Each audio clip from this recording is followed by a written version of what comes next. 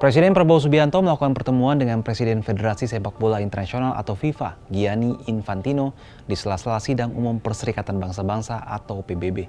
Lantas, apa saja yang dibahas oleh Prabowo dengan Infantino?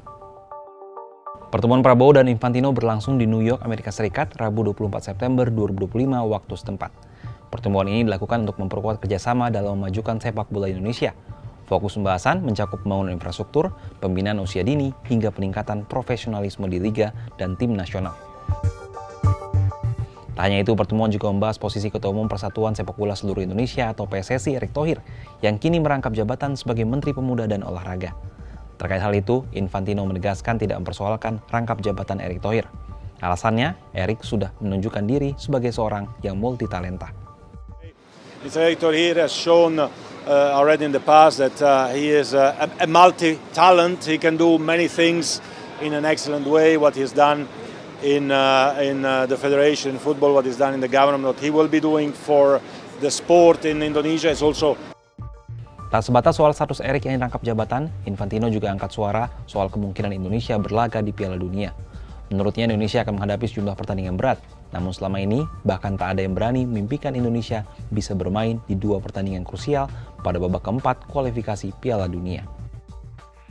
Sebelumnya Erick dilantik Presiden Prabowo sebagai Menpora pada 17 September 2025. Dia meninggalkan posisinya di Kementerian BUMN dan beralih ke Kementerian Pemuda dan Olahraga. Pelantikan ini sempat menimbulkan pertanyaan, apakah Erick akan mengundurkan diri dari jabatannya sebagai Ketua Umum PSSI? Bagaimana sebenarnya aturan terkait hal ini, dan apa tanggapan Erick terkait rangkap jabatan yang diembannya?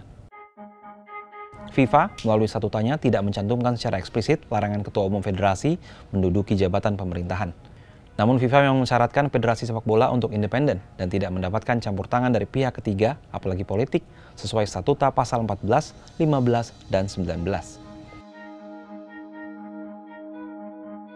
Terkait hal ini, pada Senin 22 September, Erick mengatakan sudah mendapatkan surat FIFA yang menyatakan mengacu statuta dan rekam jejaknya di sepak bola selama ini, ia dinilai tidak memiliki benturan kepentingan.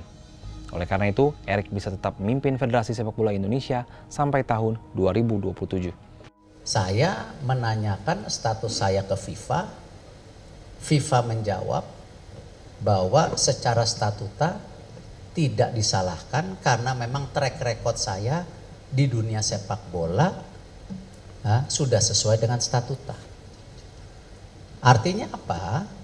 Saya akan menjaga keberadaan saya sampai 2027. Ya habis itu ya silakan pemilihan. Tapi jangan selalu setback. Bayangkan dari tahun 2015 sampai 2020 semua pergantian kepengurusan itu terjadi di tengah waktu ketika sudah mulai ada blueprint yang akan dijalankan. Dengan dukungan penuh dari FIFA, Erick Thohir kini punya mandat ganda memimpin PSSI hingga 2027 dan sebagai Menpora. Pertanyaannya, mampukah Erick Thohir membuktikan dirinya benar-benar multitalenta dan tak kehilangan fokus memajukan sepak bola nasional sekaligus menjalankan tugasnya sebagai Menpora yang mesti mengayomi semua cabang olahraga, bukan hanya sepak bola? Gimana kalau menurut Sobat Kompas?